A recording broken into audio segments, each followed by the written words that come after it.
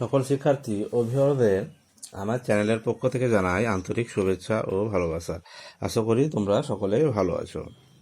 আজকে আমরা আলোচনা করব গোলীয় দর্পণে অভিসারী এবং অপসারী রশ্মিগুচ্ছের প্রতিফলন নিয়ে। তো অভিসারী রশ্মিগুচ্ছ কী এবং অপসারী রশ্মিগুচ্ছ কী সেটা আগে আমাদের জানতে হবে।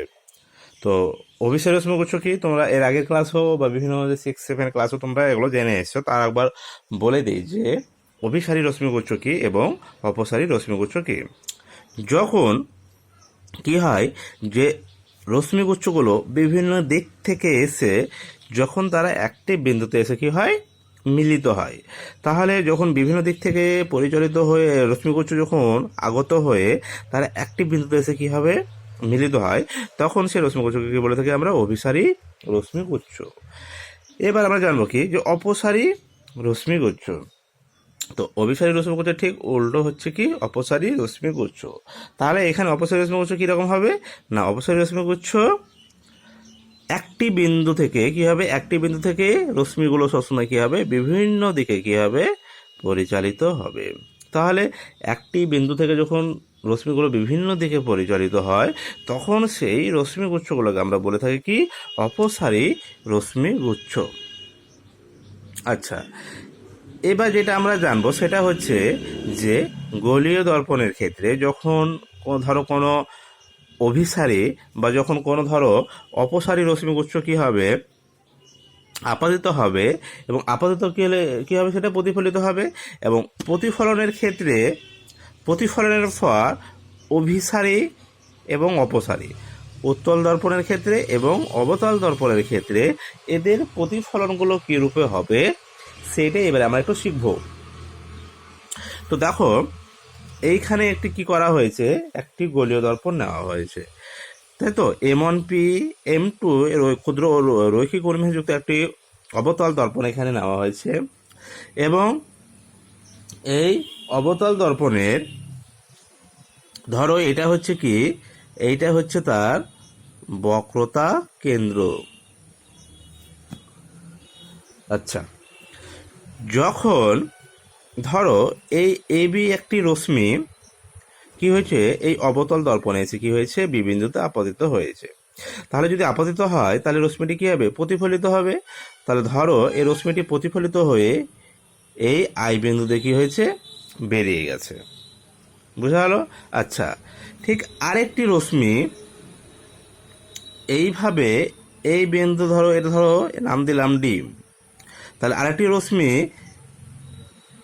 এই ডি বিন্দুতে কি হয়েছে আপতিত হয়েছে, এবং প্রতিফলন হওয়ার পর যখন প্রতিফলিত হয়েছে তখন এটাও কি আই বিন্দুতে কি হয়েছে বেরিয়ে গেছে।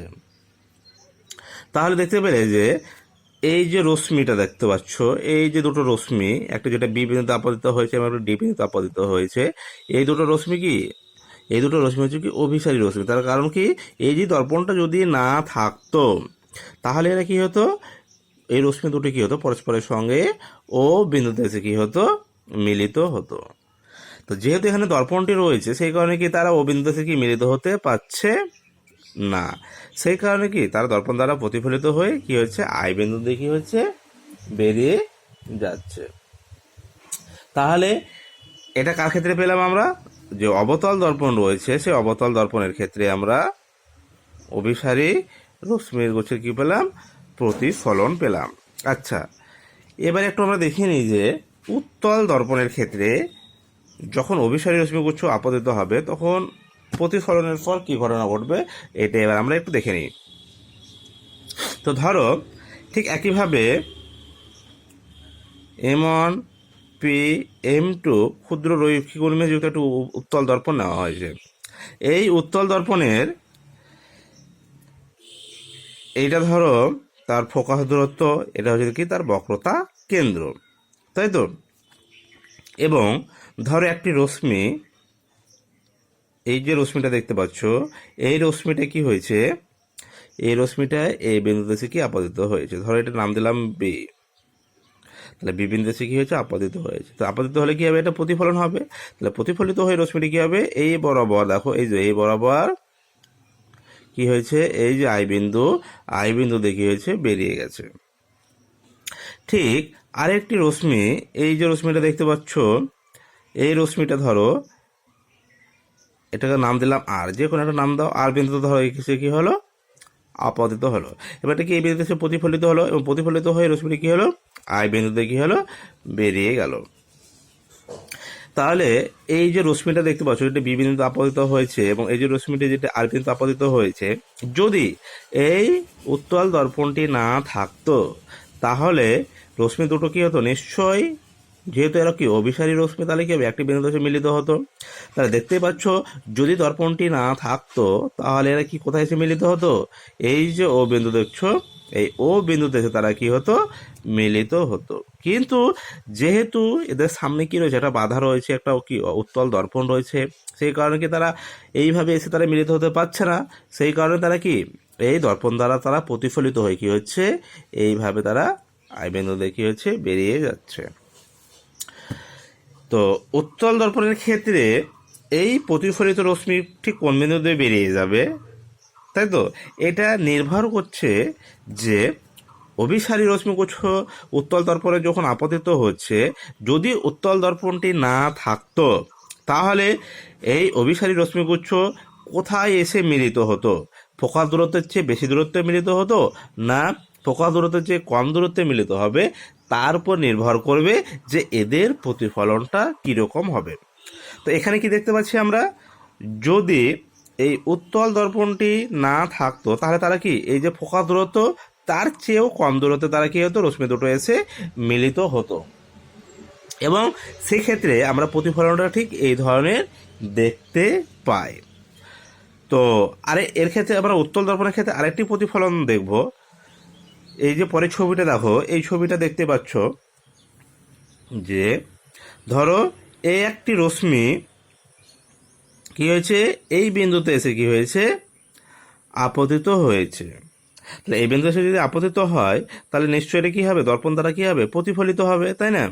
দেখো দর্পণ দ্বারা প্রতিফলনের পর এই দেখো এরোদের যে এরো চিহ্ন রেখেছি, তারা কি এই পথ বরাবর কি হয়েছে, বেরিয়ে যাচ্ছে, তাই তো। ঠিক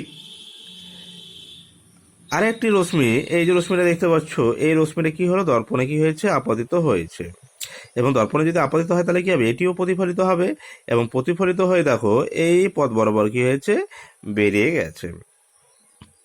তো এখন যদি ধরো এই দর্পণটি যদি না থাকতো, কি বললাম, দর্পণটি যদি না থাকতো তাহলে তারা কোথায় এসে মিলিত হতো, তারা এই যে দেখতে পাচ্ছ, এই যে রশ্মিটি এই পথ বরাবর আসতো, এবং এই যে রশ্মিটি এই পথ বরাবর আসতো, অর্থাৎ তারা কোথায় গিয়ে মিলিত হতো, ও বিন্দুতে গিয়ে মিলিত হতো। এবং এই যে ও বিন্দুটা দেখতো, সেটা কি, যে ফোকাস দূরত্ব তার চেয়ে তারা কি বেশি দূরত্ব গিয়ে মিলিত হতো। এবং এইখানে যখন অভিসারী রশ্মি যখন কি হচ্ছে, দর্পণে আপতিত হয়ে কি হচ্ছে, প্রতিফলন ঘটছে, তখন দেখো যে প্রতিফলনের পর তারা কিন্তু এই দিকে কোথাও মিলিত হচ্ছে না।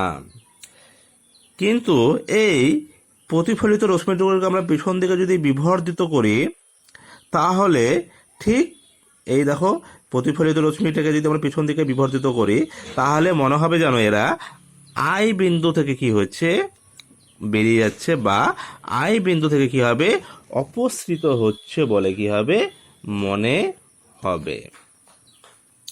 তাহলে কি দেখতে পেলাম, যে এইভাবে উত্তল দর্পণের ক্ষেত্রে যে অভিসারী রশ্মিগুচ্ছ কোথায় এসে মিলিত হতো তার উপর নির্ভর করবে যে এদের প্রতিফলন কীরকম হবে, এবং প্রতিফলিত রশ্মিগুলো কোন দিক দিয়ে কী হবে, বেরিয়ে যাবে, তাই তো।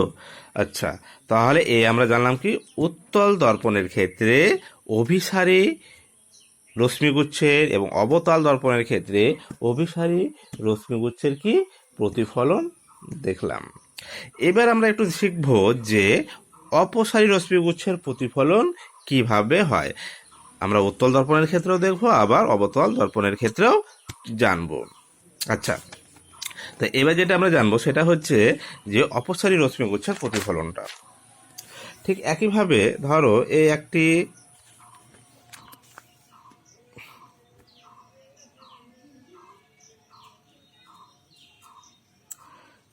একটি ধরো দর্পণ নেওয়া হয়েছে, কি দর্পণ? অবতল দর্পণ।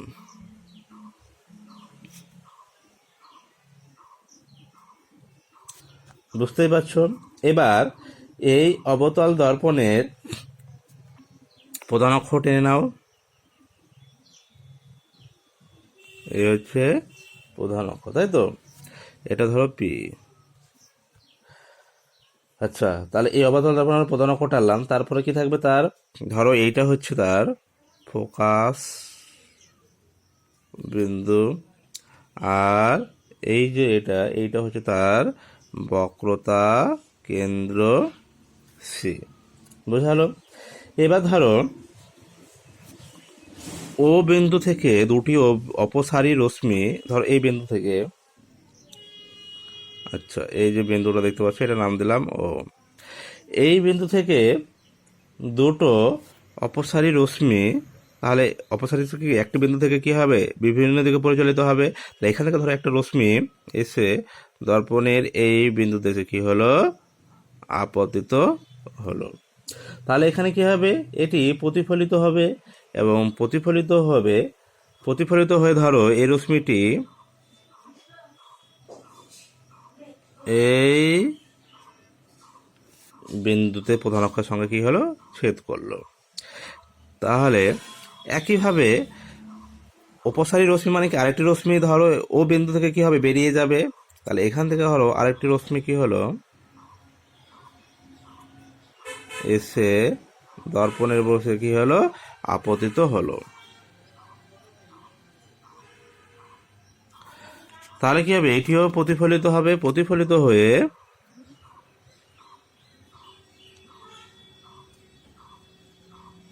কি হবে? এই বিন্দুতে এসে কি হবে? প্রধান অক্ষের সঙ্গে ছেদ করবে। তাহলে কি দেখতে পেলাম? ধরো এই যে একটা অবতল দর্পণ নেওয়া হয়েছে, এই অবতল দর্পণের ক্ষেত্রে অপসারী রশ্মি, একটির অপসারী রশ্মি হচ্ছে এই বরাবর গেছে এবং আরেকটি রশ্মি এই বরাবর গেছে। দর্পণে কি হয়েছে? তারা আপতিত হয়েছে, তাই তো? এবং দর্পণ আপতিত হওয়ার পর প্রতিফলন হয়েছে, প্রতিফলনের পর তারা কি হয়েছে? এই বিন্দুতে এসে কি হয়েছে? দুটো মিলিত হয়েছে। তো এই বিন্দুটার নাম দিলাম কত? আই বিন্দু ধরো। তাহলে এক্ষেত্রে যদি এই যে বিন্দু বস্তুটা দেখতে পাচ্ছ, যে বিন্দু বস্তু থেকে কি হচ্ছে? দুটো অপসারী রশ্মি কি হচ্ছে? বেরিয়ে গেছে, দর্পণে কি হয়েছে? আপতিত হয়েছে, এবং প্রতিফলনের পর তার আই বিন্দুতে এসে মিলিত হয়েছে। তাহলে দেখো এই যে দুটো অপসারী রশ্মি যখন তারা এইভাবে দর্পণে আপতিত হয়েছে, প্রতিফলনের পর দেখো রশ্মি দুটো কি একটা নির্দিষ্ট বিন্দুতে এসে মিলিত হয়েছে। অর্থাৎ এখানে কি দেখতে পাচ্ছি? যে অপসারী রশ্মিগুচ্ছগুলো প্রতিফলনের পর অভিসারী রশ্মিগুচ্ছে কি হয়েছে? পরিণত হয়েছে। তো এখন যে অপসারী রশ্মিগুচ্ছ যখন দর্পণ দ্বারা কি হবে? দর্পণে যখন আপতিত হবে এবং তারা যখন প্রতিফলিত হবে, প্রতিফলনের পর এই রশ্মিগুচ্ছ অভিসারী হবে না অপসারী হবে, সেটা নির্ভর করবে যে বস্তুটি অবতল দর্পণের ঠিক কতটা দূরত্বে রাখা আছে তার উপর নির্ভর করবে। এবং তার উপর নির্ভর করে অপসারী রশ্মিগুচ্ছ প্রতিফলনের পর সেটা কি হতে পারে? কখনো অপসারী হতে পারে, আবার কখনো কি হতে পারে? অভিসারীও হতে পারে। আচ্ছা, এবার আমরা একটু দেখে নিই যে উত্তল দর্পণের ক্ষেত্রে অপসারী রশ্মিগুচ্ছের প্রতিফলন। ঠিক একইভাবে আমরা এবার দেখে নিই একটু উত্তল দর্পণের ক্ষেত্রে। এই ধর একটা কি উত্তল দর্পণ,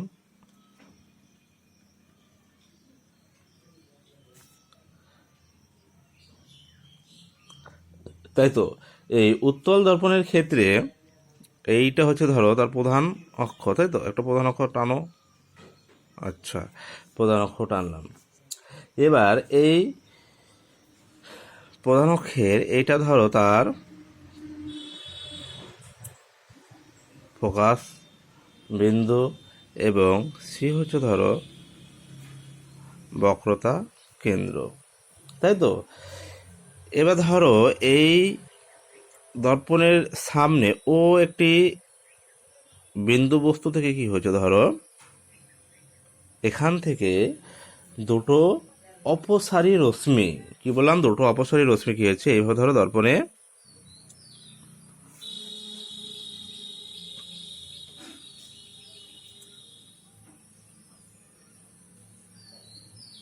এইভাবে তারা কি হলো, আপতিত হলো। তাহলে কি হবে, এখানে প্রতিফলন হবে এবং প্রতিফলনের পর রশ্মিটি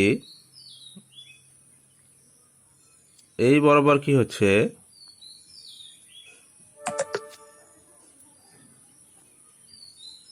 আচ্ছা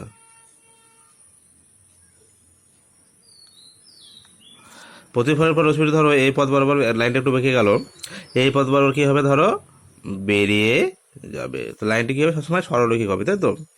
আচ্ছা, আরেকটি ধরো রশ্মি ঠিক এই বরাবর এসে কি হলো, আপতিত হলো, ঠিক, এবং এই বরাবর প্রতিফলনের পর ঠিক এই বিন্দুতে কি হলো, বেরিয়ে গেল।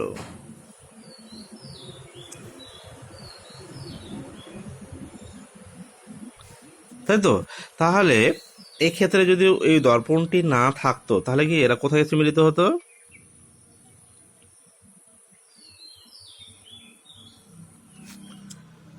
তারা ঠিক এই বিন্দুতে এসে কি হতো, মিলিত হতো। তো এই বিন্দুটা ধরো নাম দিলাম কি, আই।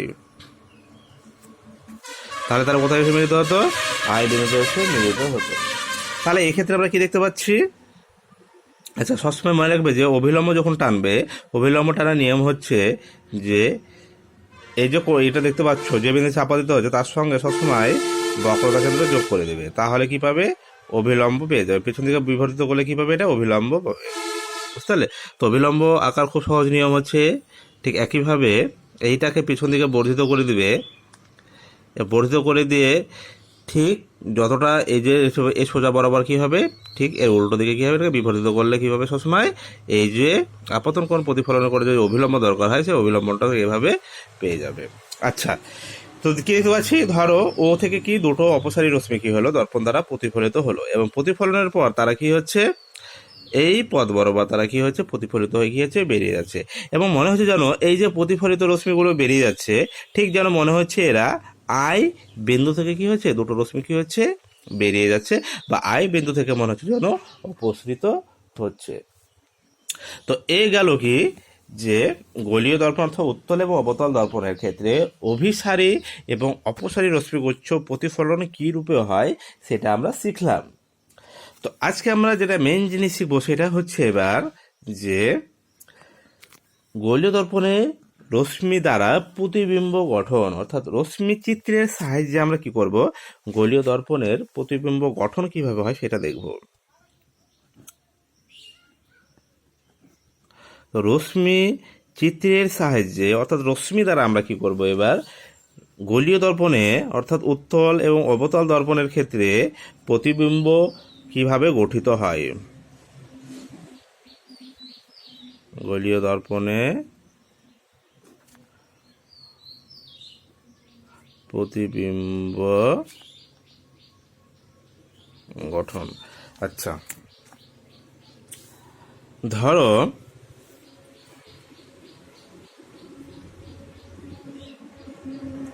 এইরকম একটি অবতল দর্পণ নিয়েছি, কি দর্পণ নিলাম আমরা, অবতল দর্পণ।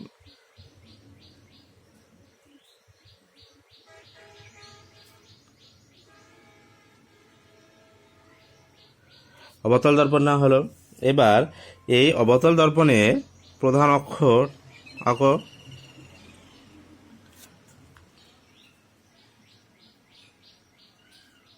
এটা হচ্ছে ধরো এই যে অবতল দর্পণটা নিয়েছি তার প্রধান অক্ষ।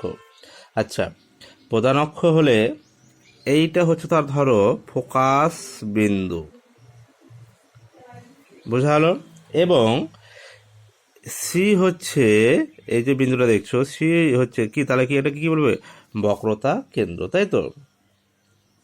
আচ্ছা, এটা হচ্ছে মেরু পি, এটা হচ্ছে M1, এটা হচ্ছে M2।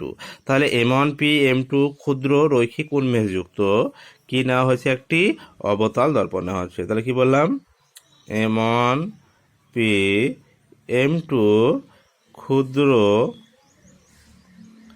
রৈখিক উন্মেষযুক্ত একটা কি নেওয়া হয়েছে, এখানে একটা অবতাল দর্পণ নেওয়া হয়েছে। কি দর্পণ নেওয়া হয়েছে? অবতাল দর্পণ। আচ্ছা, এবার এই অবতাল দর্পণের ঠিক এইখানে ধরো একটা বস্তু আছে, এবং বস্তুটাকে ধরো এইভাবে আমরা দেখাচ্ছি, এইরকম ভাবে দেখতে পাচ্ছ। তাহলে এই একটি বস্তু আছে, এই বস্তুটা কোথায় আছে দেখতে পাচ্ছ, যে ফোকাস দূরত্ব এবং যে বক্রতা ব্যাসার্ধ দূরত্ব, বক্রতা ব্যাসার্ধ তার মাঝখানে রয়েছে, তাই তো। এবার এখান থেকে ধরো এই যে বস্তু বিন্দু, এই যে বস্তুটা দেখতে পাচ্ছ, এই বস্তুটা ধরো নাম দিলাম আমরা ও ও অন।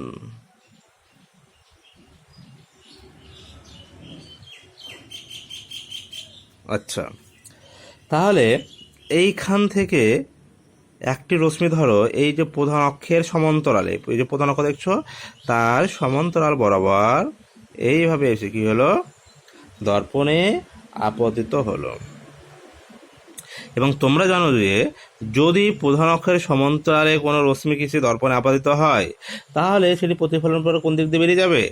ঠিক বলেছো, ফোকাস বিন্দু দিয়ে কি হবে? বেরিয়ে যাবে। তাহলে কি ফোকাস বিন্দু বেরিয়ে যাবে?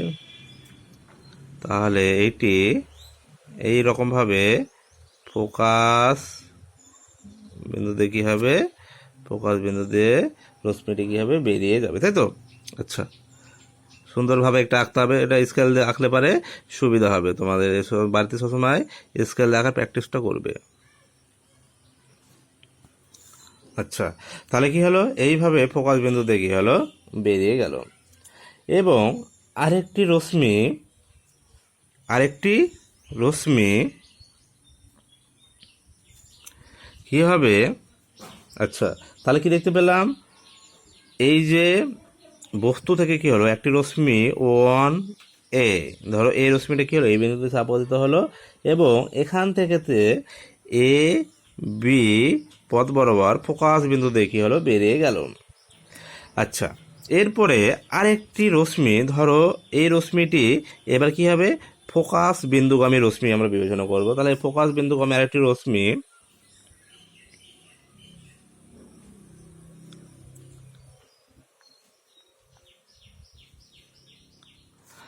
তাহলে তোমরা জানো যে কোনো রশ্মি যদি ফোকাস বিন্দু দিয়ে যায়, তাহলে সেক্ষেত্রে সেই রশ্মিটি যখন কি হবে? প্রতিফলন হবে। প্রতিফলনের পর রশ্মি কোন পথ বরাবর সে বেরিয়ে যাবে? প্রধান অক্ষে সমান্তরাল হয়ে সেটা কী হবে? বেরিয়ে যাবে। তাহলে এটা হচ্ছে প্রধান অক্ষ, তার সমান্তরাল, তাহলে সমান্তরাল লাইন আঁকতে হবে এইভাবে, তাই তো। তাহলে এইভাবে সমান্তরাল রেখা বরাবর সেটা কী হবে? বেরিয়ে যাবে। আচ্ছা, তাহলে এইভাবে তারা কি হল? প্রধান অক্ষ সমান্তরাল হয়ে বেরিয়ে গেল। তাহলে দেখো, প্রতিফলিত রশ্মি, এই একটা রশ্মি AB এবং এই একটা রশ্মি ধরো এটা নাম দিলাম DF। আচ্ছা, DR দিলাম এটা নাম, DR। তাহলে এইভাবে তারা কি DR পথ বরাবর কি হলো? প্রতিফলিত হয়েছিল, কি হলো? বেরিয়ে গেল।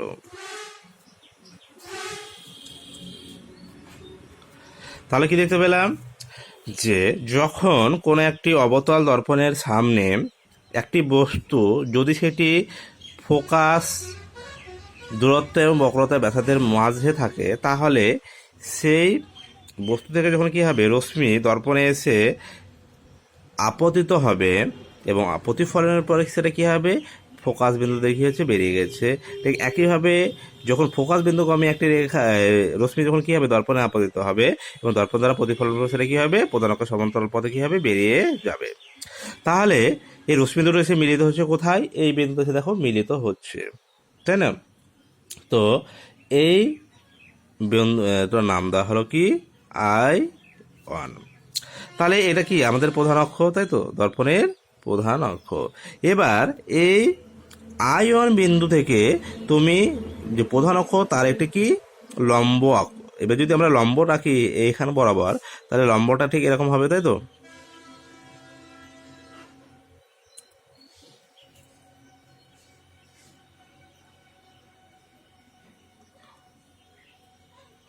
অর্থাৎ এই যে আমরা লম্বটা আঁকলাম, এই যে দূরত্ব, এটা কি এই যে বস্তুটা দেখছো তারই এটা কি প্রতিবিম্ব। তাহলে এখানে কি হচ্ছে, যখন বস্তুটি এইভাবে অবতল দর্পণের সামনে আছে, তখন এই বস্তু থেকে যখন কিছু রশ্মিগুলো বেরিয়ে গিয়ে কিছু দর্পণে যখন কি হচ্ছে আপতিত হচ্ছে, প্রতিফলনের পর সেটা কি হচ্ছে, প্রতিফলিত রশ্মিগুচ্ছ কি হচ্ছে এই আই বিন্দুতে এসে তারা কি হচ্ছে মিলিত হচ্ছে, বা আই বিন্দুতে কি হচ্ছে তারা বেরিয়ে যাচ্ছে। তো এই ক্ষেত্রে আমরা যখন এই বিন্দু থেকে যখন প্রধান অক্ষের উপর একটি কি অভিলম্ব টানলাম, এই অভিলম্বের এই যে দূরত্ব দেখতে পাচ্ছ, এটাই হচ্ছে কি যে বস্তুটা রয়েছে সেই বস্তুর কি প্রতিবিম্ব। তাহলে এক্ষেত্রে আমরা যে প্রতিবিম্বটা পাচ্ছি দেখতে, এটা যে বস্তু ও ও ও ও ও ওয়ান, তাই তো? তাহলে এই যে ও এর যে দৈর্ঘ্য, এবং এটা ধরো আই বিন্দু দিলাম, আই এবং আই ওয়ানের যে দৈর্ঘ্য, সে দৈর্ঘ্য হচ্ছে কি ও এর হচ্ছে আই ওয়ানের দৈর্ঘ্য কি অনেকটাই কি বেশি। তাহলে এখানে বস্তুর আকার যতটা, তার চেয়ে কি প্রতিবিম্বের আকার দেখো ছোট হয়েছে না বড় হয়েছে? তাহলে প্রতিবিম্বের আকার কি হয়েছে এখানে বড় হয়েছে। তো এই ধরনের প্রতিবিম্বকে কি বলা হয়ে থাকে, কি বিবর্ধিত প্রতিবিম্ব। কি বলা হয়ে থাকে? বিবর্ধিত।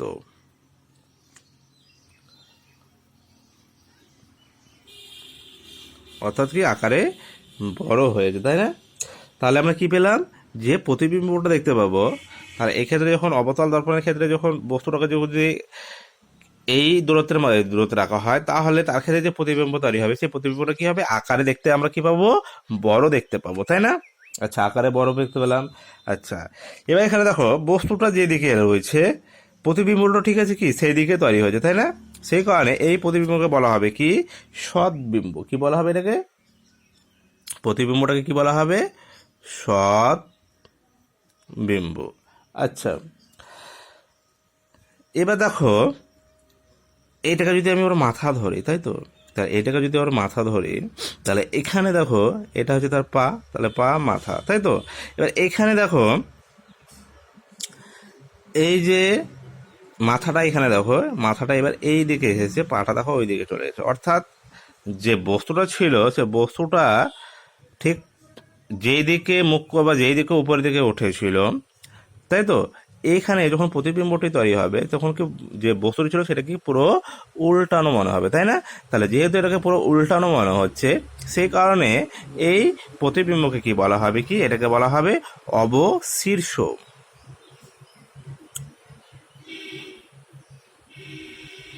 অবশীর্ষ। তাহলে যখন কোনো বস্তু অবতল দর্পণের ক্ষেত্রে ফোকাস দূরত্ব এবং বক্রতা ব্যাসার্ধের মাঝে থাকবে, তখন যে প্রতিবিম্বটা তৈরি হবে অবতল দর্পণের ক্ষেত্রে, সে দর্পণের ক্ষেত্রে প্রতিবিম্বটার কী হবে চরিত্র? প্রতিবিম্বটার বৈশিষ্ট্য হবে সে প্রতিবিম্বটি বিবর্ধিত হবে, প্রতিবিম্বটি সৎ হবে, এবং প্রতিবিম্বটি কী হবে? অবশীর্ষ হবে। তাহলে আশা করি সকলে বুঝতে পেরেছো। এটাকে ভালো করে ভিডিওটি ভালো করে দেখবে এবং এটাকে একটু বাড়িতে গিয়ে পড়বে, প্র্যাকটিস করবে, দেখবে খুব ইজিলি এগুলোকে তোমাদের মনে হবে।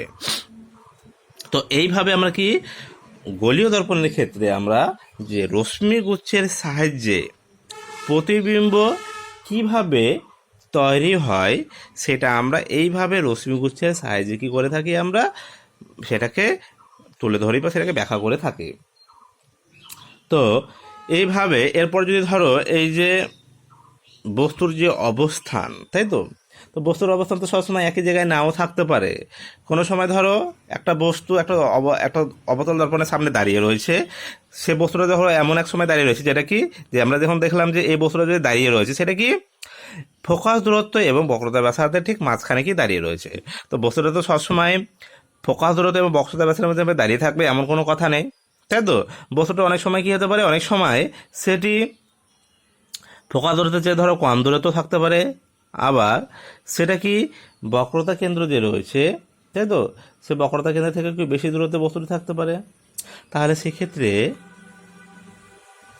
প্রতিফলন সেক্ষেত্রে প্রতিবিম্ব কী রূপে গঠিত হবে, বা প্রতিবিম্বর আকার কীরকম হবে, প্রতিবিম্বের বৈশিষ্ট্যগুলো কী কী হবে, সেগুলো আমাদেরকে একে একে সবগুলো জানতে হবে।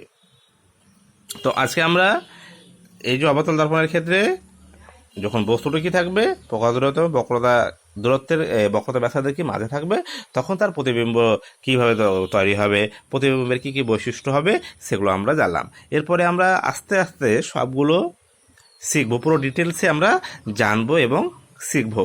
তো আজকে এই পর্যন্তই, ধন্যবাদ।